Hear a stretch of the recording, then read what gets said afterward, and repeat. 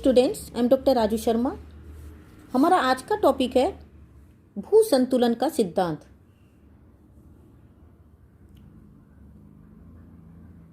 बच्चों, पृथ्वी का धरातल समान नहीं है। कई ऊंचे पर्वत हैं तो कई पठार हैं, कई पहाड़ियां हैं तो कई झीलें हैं या समुद्र हैं। पृथ्वी के धरातल का रूप कभी भी एक जैसा नहीं रहा। इसके रूप में परिवर्तन होता रहा है। यह परिवर्तन दो प्रकार की शक्तियों द्वारा होता है, आंतरिक शक्तियां और बाहरी शक्तियां। इनमें आंतरिक शक्तियां अधिक महत्वपूर्ण हैं, अतः धरातल के रूप परिवर्तन में अधिक सार्थक होती हैं। भूगर्भ में ये हलचलें क्यों घटित होती हैं और धरातल पर ये किस प्रकार परिवर्तन उत्पन्न करती हैं, इस बात का अध्ययन भू संतुलन के सिद्धांत के अंतर्गत यानी कि आइसोस्टेसिस थ्योरी के अंतर्गत किया जाता है।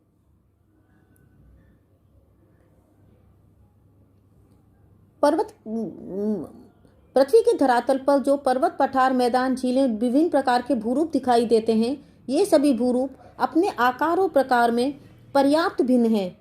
इस भिन्नता के विपरीत ये सब धरातल पर स्थित हैं। इससे ये स्पष्ट होता है कि ये सब भू आकृतियां किसी न किसी व्यवस्था के अनुसार संतुलित हैं, अन्यथा ये अपने वर्तमान रूप में भूपटल पर कदापि स्थिर नहीं रहती।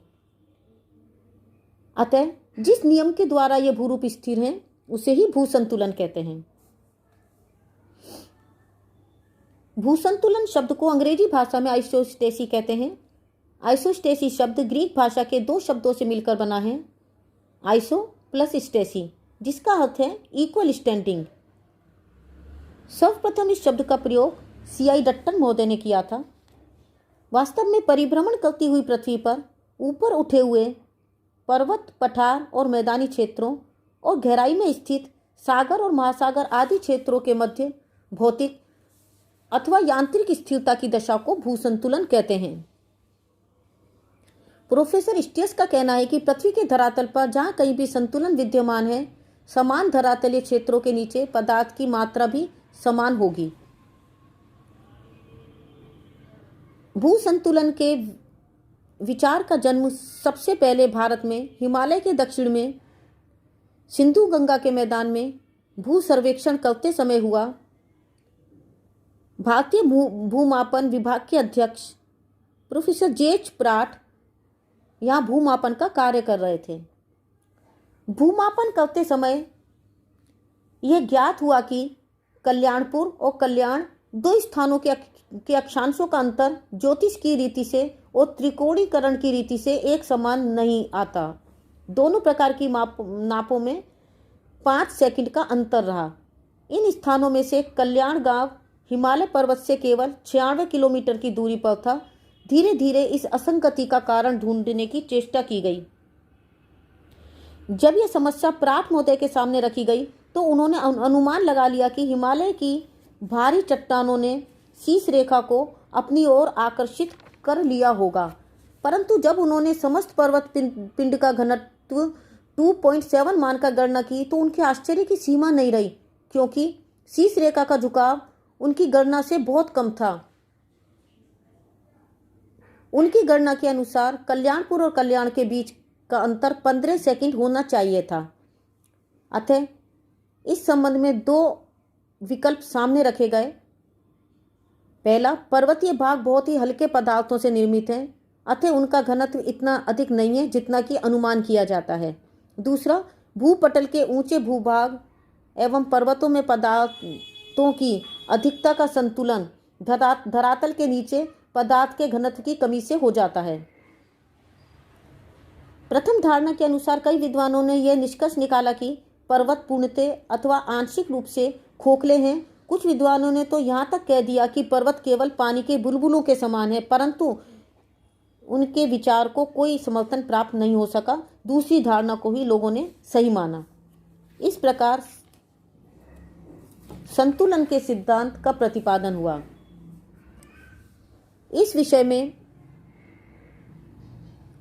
विभिन्न विद्वानों ने अपने विचार व्यक्त किए, जैसे प्राट महोदय का मत, हेयरफोर्ड और बोबी का मत, एयरी का मत, जॉली का मत, होम्स का मत।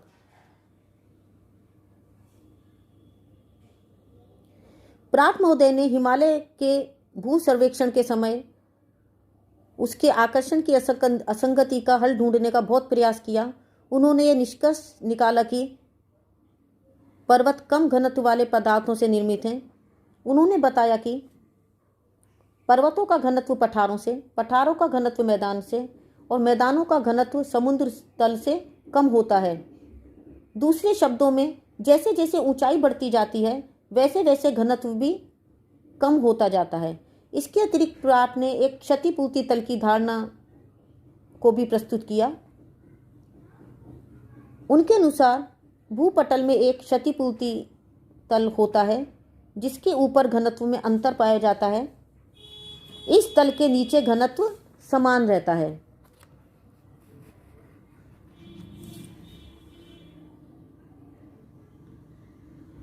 जॉर्ज एयरी ने भी इस विषय में अपने विचार व्यक्त किए। ये ब्रिटेन के खगोलज्ञ थे। उन्होंने ये माना कि पृथ्वी की ऊपरी पपड़ी अधिक घनत्व वाले अधे स्तर पर तैरती रहती है, जैसे कि सियाल सीमा पर तैरता रहता है। यही क्रम हिमालय पर्वत का है। वो ग्लासी मैग्मा के ऊपर तैर रहा है। हिमालय धरातल के ऊपरी भाग तक ही नहीं बल्कि काफ़ी नीचे तक व्याप्त है। हिमालय की समता जल में तैरती हुई नौका से भी की गई है। जिस प्रकार से नाव का अधिकांश भाग जल में डूबा रहता है, उसी प्रकार हिमालय का अधिकांश भाग अधे स्तर में डूबा रहता है। हिमालय का जो भाग जल के ऊपर दिखाई देता है वो अपनी वास्तविक संपूर्ण आकर्षण शक्ति का प्रयोग कर रहा है, परंतु अधिकांश शक्ति वाला भाग अधे स्तर यानी कि सब स्ट्रेटम में डूबा हुआ है। इसी कारण वो पेंडुलम को पूर्णतः आकर्षित नहीं कर सका। इस आधार पर एयरी ने इस मत का समर्थन किया है कि जो भाग जितना ऊंचा होगा उसका कई गुना अधिक भाग अधे स्तर में डूबा हुआ होगा। उन्होंने बताया कि द्रव में डुबाई गई वस्तु द्रव्यमान के बराबर ही द्रव्यमान को हटाती है। एयरी ने बताया कि अलग अलग स्तंभों का घनत्व समान होता है जबकि उनकी लंबाइयों में अंतर होता है। 1910 में हेयरफोर्ड और बॉबी दो विद्वान थे जिन्होंने पश्चिमी संयुक्त राज्य में भूमापन हेतु भूगणितीय स्टेशन स्थापना के लिए किए गए अक्षांशीय जांच के समय हिमालय जैसी ही विसंगतियां पाई। इस पर शोध और प्रमाण एकत्रित करने के पश्चात दोनों ही विद्वान लगभग प्राट जैसे निर्णयों पर ही पहुंचे। हेयरफोर्ड के अनुसार पृथ्वी की सतह के ठीक नीचे अलग अलग क्षेत्रों में लंबवत पट्टियों में घनत्व में भिन्नता पाई जाती है। इन्होंने ये भी बताया कि धरातल के काफ़ी नीचे एक विशेष गहराई के नीचे घनत्व में समानता पाई जाती है। इस विशेष गहराई को समतोल तल या क्षतिपूर्ति तल कहा गया। बॉबी ने 8 विभिन्न धातुओं के ऐसे टुकड़े पारे के बर्तन में रखे जिनकी मोटाई और चौड़ाई समान थी, लेकिन इनमें घनत्व के अनुपात में ऊंचाई में इस प्रकार की भिन्नता रखी कि सभी की मात्रा समान रहे। जब इन टुकड़ों को पारे के बर्तन में डुबोया गया तो इनका निचला तल समान तल पर बना,